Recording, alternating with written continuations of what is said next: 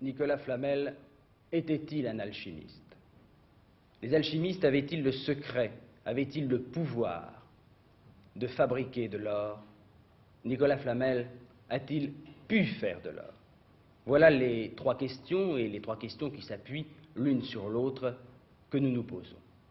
Eh bien, pour tenter d'y répondre, notre tribunal de l'impossible a réuni d'abord un alchimiste et un chimiste. L'alchimiste, c'est Eugène Cancelier. Le chimiste, le professeur Kahn, qui est secrétaire général de l'Union rationaliste.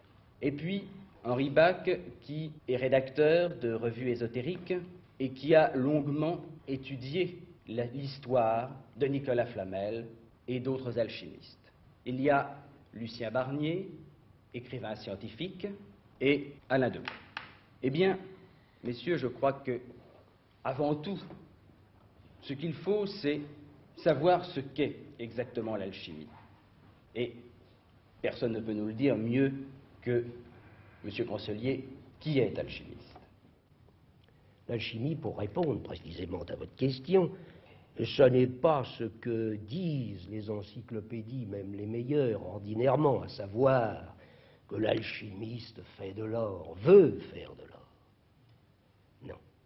Le vrai but de l'alchimie, le but réel, l'unique, c'est la pierre philosophale. Mieux, la médecine universelle, une gemme qui a la vertu de lui assurer et d'assurer à l'alchimiste qui a réussi, donc qui est devenu adepte, de lui assurer l'existence au-delà des limites ordinaires de la vie humaine, et puis de lui assurer, de lui donner sur le champ, comme un don de Dieu, il faut bien dire, il faut bien donner l'expression, la connaissance totale, non pas seulement celle du passé, mais aussi de l'avenir.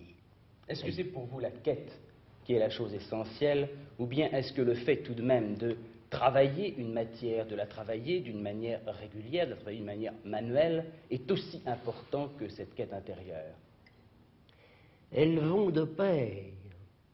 Il y a une communion, car l'alchimie ne va pas sans sa philosophie. Il doit y avoir une communion précisément très étroite de l'artiste et de sa matière, de l'alchimiste et de sa matière. Est-ce que vous êtes proche, pour vous, de ce résultat? De cette découverte? Oui, oui. Bien sûr, j'approche. La voie est simple, mais tout de même assez difficile à réaliser, surtout la coction. Car je travaille par voie sèche. Alors c'est la voie au creuset, ça n'est pas la voie au... Je vais vous demander quelle est la différence entre la voie sèche et la voie humide. Si eh bien, tout simplement celle-ci, à savoir que la voie sèche s'effectue dans des vaisseaux de terre. La voie humide s'opère dans les ballons, dans les instruments de verrerie, de verre. Et alors, comment? Je voulais simplement vous demander si ce travail, si cette quête vous remplissait d'une joie suffisante ou si vous attendiez nécessairement le résultat. Non, la joie est constante. C'est la joie de tous ceux-là qui cherchent, n'est-ce pas? C'est cette progression qui intervient heureusement, qui entretient l'espoir et avec l'espoir l'enthousiasme. C'est bien la loi pour tous les chercheurs, sinon nous ne continuerions pas. S'il n'y avait pas de loin en loin un encouragement, quelque chose qui vient vous dire « tu es dans la voie ». L'alchimiste qui est dans la bonne voie est en mesure de recueillir le rayonnement cosmique, si vous voulez, qui lui-même est composé de divers rayonnements, dans certaines conditions surtout, avec l'intervention de la Lune, en mesure de le recueillir, d'en constater la couleur et le poids, et non pas des traces, non pas des radiations, non pas de l'énergie déceler dans des chambres spéciales, tubes ou autres. Non, non, là, tout bonnement. Aussi, professeur Kahn a un langage qui me paraît assez particulier, un langage qui n'est certainement pas le langage du chimiste que vous êtes. Évidemment, c'est un langage qui est poétique, qui peut être émouvant, mais qui est susceptible de toute espèce d'interprétation. Le langage de la science, ça n'est peut-être pas exactement ce que disait, je crois bien, Condillac. La science est une langue bien faite. Mais c'est un domaine où l'on s'efforce de donner au terme une signification qui soit admise par tout le monde et qui ne soit pas sujette à fluctuation dans le cours même de la conversation. On se tient à quelque chose qui est robuste, qui est stable. Et ce qu'il en est de même lorsque nous parlons d'alchimie. Nous sommes dans un domaine où le symbole est roi. À telle enseigne que je suis fondé, moi, chimiste, à me demander à quel moment s'arrête la symbolique de l'alchimie. Et lorsque l'alchimiste nous dit qu'il a fabriqué ou que son confrère a fabriqué de l'or, s'agit-il bien de l'or que je connais, moi, que je manipule? Ne s'agirait-il pas de nouveau d'un symbole? Que depuis Gébert, tout au moins Hébert, on possède tous les moyens de vérifier les métaux précieux, quels qu'ils soient, même leur alliage, même leur titre. On connaît la coupellation depuis même l'Antiquité. La coupellation, un chimiste le sait, ne trompe pas. Or, quand on présentait un lingot transmué, recueilli, il était essayé. Et l'art de l'essayeur était poussé dans les temps anciens à un degré qu'on a tort d'avoir oublié. Alors, Lucien Barnier, à votre avis, est-ce qu'on peut fabriquer de l'or? Moi, voyez-vous, quand je pense à tout ce qu'il faut dépenser d'énergie pour faire voyager les neutrons qui vont représenter la différence qu'il y a entre un atome de mercure ou un atome de plomb et un atome d'or, quand je constate qu'aujourd'hui nous avons des machines qui pèsent des dizaines de milliers de tonnes, 40 000 tonnes, qui consomment autant d'électricité que l'ensemble de la région parisienne pendant quelques instants, qui mesurent, comme c'est le cas de l'accélérateur de particules de Stanford aux États-Unis, près de 3 km de longueur, et que on pourrait, à la rigueur, et pas d'une manière délibérée, avec quelques tâtonnements, fabriquer de l'or, avec ces machines colossales qui vraiment, elles, opèrent un grand chambardement au sein de l'atome. Et on ne le fait pas. On ne le fait pas parce que ce serait de l'or qui coûterait beaucoup plus cher que celui que l'on extrait de l'Oural ou de l'Afrique du Sud. Alors, quel est pour vous, professeur Kahn, l'héritage que le chimiste a reçu de l'alchimiste? Y en a-t-il un? Il y en a un, évidemment. On ne manipule pas pendant des siècles et des siècles sans qu'il ne se décante quelque chose. La purification des produits, effectivement, par les techniques de la dissolution, de la cristallisation, de la distillation, etc., a fait des progrès. Certains corps ont été découverts, mais c'est une espèce de sous-produit. Je ne pense pas que les alchimistes me contrediront. C'est une espèce de sous-produit de leur activité. Leur activité n'avait pas cela pour objet. Et c'est là la différence fondamentale qu'il y a entre l'activité de fourmi du chimiste qui accumule des petits résultats sur des petits résultats avec pour objectif de progresser pas à pas. C'est la différence qu'il y a avec l'activité de l'alchimiste qui, lui, avec son objectif grandiose, quand il cherche la transmutation en or, quand il cherche l'élixir de longue vie, quand il cherche la pierre philosophale, avec des objectifs grandioses comme ceux-là, il ne peut pas attribuer grand prix à des petites découvertes, à des petits progrès comme ceux que nous aspirons à faire tous les jours. Henri Bach, deux hommes, Nicolas Flamel, Dubois. Parce que vous vous êtes penché sur leur existence, vous les connaissez bien. Quelle est leur réalité historique? Est-ce qu'on ne peut pas un instant se demander si toute cette grande affaire de Nicolas Flamel n'est pas un symbole? Est-ce que l'homme Nicolas Flamel a existé tel que nous l'avons vu? L'histoire de Nicolas Flamel, ce n'est pas une histoire inventée. Nous nous basons sur des documents que l'on peut consulter. On peut retrouver son contrat de mariage, ses actes de donation, son testament. Il y a des ouvrages qui sont écrits de sa main. On n'a rien inventé de son existence. On peut s'appuyer sur des preuves matérielles qui sont à la portée du public. Et on a dit aussi que ce voyage en Espagne, en fait, était un symbole, était un voyage symbolique. Le voyage à Saint-Jacques-de-Compostelle symbolise dans l'alchimie la voie lactée, parce que Compostelle, vous savez, le nom provient des deux mots compost, staller. Alors c'est le chemin de l'étoile, la route vers l'étoile. Alors il symbolise pour l'alchimiste, je pense que Eugène Cancelier sera du même avis, et je pourrais vous le dire peut-être beaucoup mieux que moi, mais il symbolise pour l'alchimiste le voyage, les difficultés, les épreuves, et au bout desquelles on arrive à la plénitude et à la sagesse. Au bout desquelles, dans l'anecdote, si vous voulez, on arrive à la traduction de ce livre. On arrive à la traduction de ce livre. Ce livre d'Abraham le Juif. Alors, existe-t-il vraiment? A-t-il existé? Ce livre existe vraiment. A existé, vous voulez dire? Non, il existe vraiment.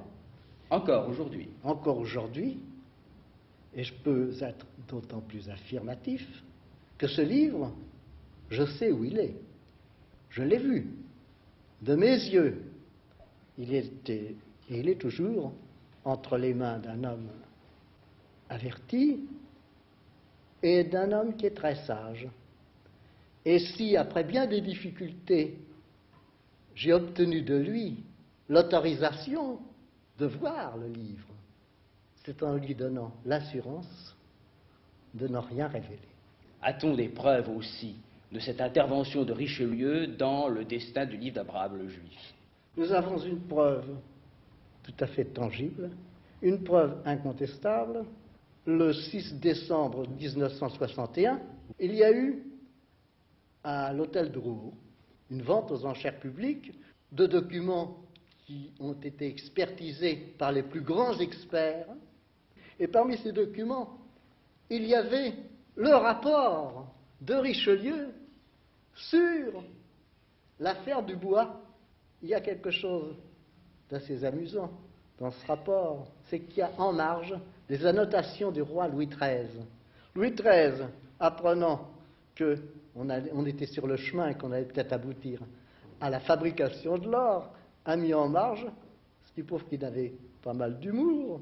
Eh bien, c'est une bonne nouvelle, cela fera plaisir à M. de Bullion. M. de Bullion, c'était son surintendant des finances. Alain Decaux, comment peut-on expliquer que Nicolas Flamel, tout à coup, montre ces signes de richesse qui apparaissent chez ce petit enlumineur qui tout de même n'avait pas de raison normale et naturelle de faire fortune, et comment explique-t-on que son lointain héritier Dubois aille jusqu'au sacrifice suprême pour ce qui après tout n'est peut-être qu'une supercherie? Eh bien, j'ai pris Nicolas Flamel parce que lui, c'est un alchimiste historique, n'est-ce pas? C'est le seul sur lequel nous avons un dossier. Et ce dossier, on peut le suivre à la trace. Mais enfin, on a constaté une chose, il était pauvre, il devient riche.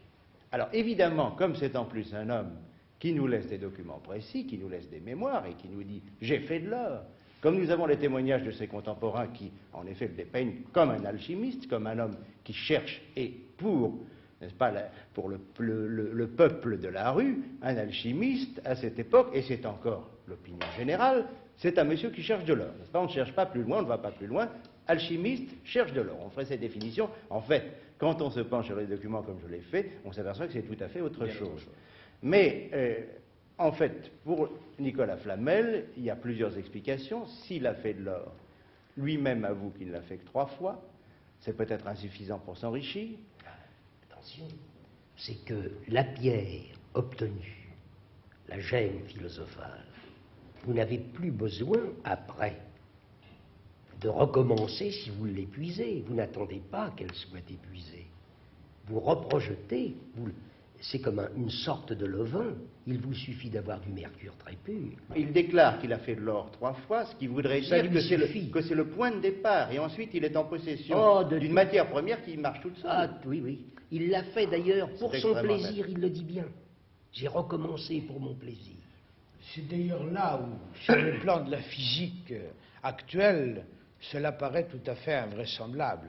Évidemment, on fait croître des cristaux, on fait même certaines pierres, Oui. pierres précieuses de cette manière, en disposant d'une soupe initiale où la matière y est, il n'y a pas création. Oui, bien sûr, il y a une Là, vous solution, savez, mais...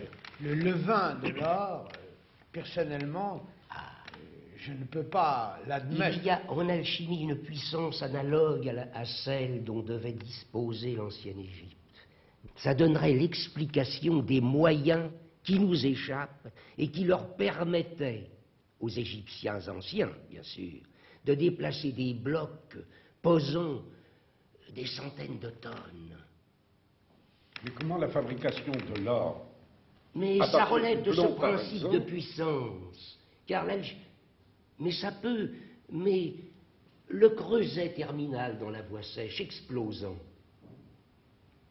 Bon, par je peux vous conséquent, le c'est dire, la possession il d'un n'explose pas parce que explosif en c'est même là, temps. c'est, d'après les anciens, l'œuvre selon Dieu. L'explosion, on ne l'entend pas. C'est dans les ultrasons. La matière, c'est comme un soleil qui s'échappe, c'est absolument comme une bombe atomique, mais elle ne fait aucun dégât. Il n'est pas impossible même qu'une explosion de ce genre neutralise une mauvaise explosion. Cette explosion dont vous nous parliez à l'instant, l'avez-vous constatée dans vos travaux? Vous l'avez constatée? Oui. Parce que là, vous ne voyez plus rien. C'est pas pour rien qu'ils ont appelé le rare l'art de musique. Comme vous ne voyez plus rien que dans la voie humide, on peut voir les couleurs. Ce sont les sons musicaux qui vous annoncent le passage des planètes. Car c'est toutes les planètes du ciel qui passent dedans. Il y a le règne de Saturne qui commence avec le noir. Nous avons donc ici monsieur le chancelier qui vient de nous dire « J'ai constaté ce phénomène inexplicable ». Alors, tout de même, là, nous avons un témoignage. Non, Monsieur Cancelier dit avoir constaté une explosion d'un type qui ne correspond pas aux explosions auxquelles nous sommes accoutumés dans les laboratoires. C'est une explosion qui ne fait pas de bruit, qui ne risque pas de faire de dégâts. Alors, quels sont les caractères concrets de cette explosion? Comment définissez-vous une explosion de ce type? Eh bien... Pas l'interprétation, le fait. Ah, le fait, oui, eh bien... En quoi est-ce que ça consiste? Le compost, n'est-ce pas, ce qui cuisait Oui. dans ce creuset, dans un autre, enfin ça, il y a des questions d'exécution, n'est-ce pas, pour le feu, selon un rythme extrêmement délicat. Oh, il y a des délicatesses qui vont rejoindre celles que vous pouvez rencontrer. Si vous forcez la chaleur un peu trop, là, à ce moment, je n'avais pas de pyromètre, l'esprit, enfin ce que les anciens appelaient l'esprit, disons, cette force, ce dynamisme que je suis arrivé à, non pas seulement à capter, mais à retenir, c'est le véhicule. Monsieur Cancelier. Ah, bah, il y a un cratère qui En s'est quoi ouvert. en quoi est-ce que consiste l'explosion? Ne parlons pas d'interprétation un instant. Oui. En quoi consiste l'explosion? Oui, explosion n'est peut-être pas idoine. Ah bon, comme alors il ne faut expression. pas s'étonner qu'il n'y ait pas de bruit, qu'il n'y ait pas de Oui, dégagement c'est un gazeux. cratère qui s'ouvre et la matière reste inerte, tout est parti, en lumière. En lumière extrêmement vive, mais qui ne détruit rien. Ah, pardon, mais si la matière est partie, il y a tout de même eu une destruction. Ah. Il y avait quelque chose, il n'y a plus rien. Ah, bah, il y a eu de la lumière. Eh bien, voilà des choses que nous faisons chaque jour, Ah, à chaque instant, que le petit enfant fait avec une allumette. Mais oui, bien sûr. Avec une allumette, il fait de la lumière, il fait aussi un peu de bruit, et la matière qui constituait cette allumette n'y est plus ensuite. Je ne vois pas ce qu'il Oui. y a de mystérieux. Mais là-dedans, alors, ce qui est et étrange, exige c'est bien peu de l'intervention des choses. formes cosmiques. Mais ce qui est singulier, ce qui m'y a fait penser, qu'il y a du bruit, mais qu'un peu lorsqu'on entend les canaris, n'est-ce pas, dans une cage, qu'on les regarde, on les entend, leur gorge frémit, elles continuent de frémir et soudainement nous n'entendons plus. Là, Comment ai-je pu penser qu'il y ait eu bruit? Tout simplement parce que les chiens se sont mis à aboyer à une distance fantastique. Eux qui, sans doute, ont un sens, ont des oreilles pour entendre ce qui échappe encore à notre ouïe. Est-ce que l'historien ou le psychologue ne peut pas faire une autre hypothèse sur la constitution de cette fortune de Nicolas Flamel? Vraiment, c'est une hypothèse, parce qu'elle ne repose sur rien, elle a été formulée, je la rapporte comme telle.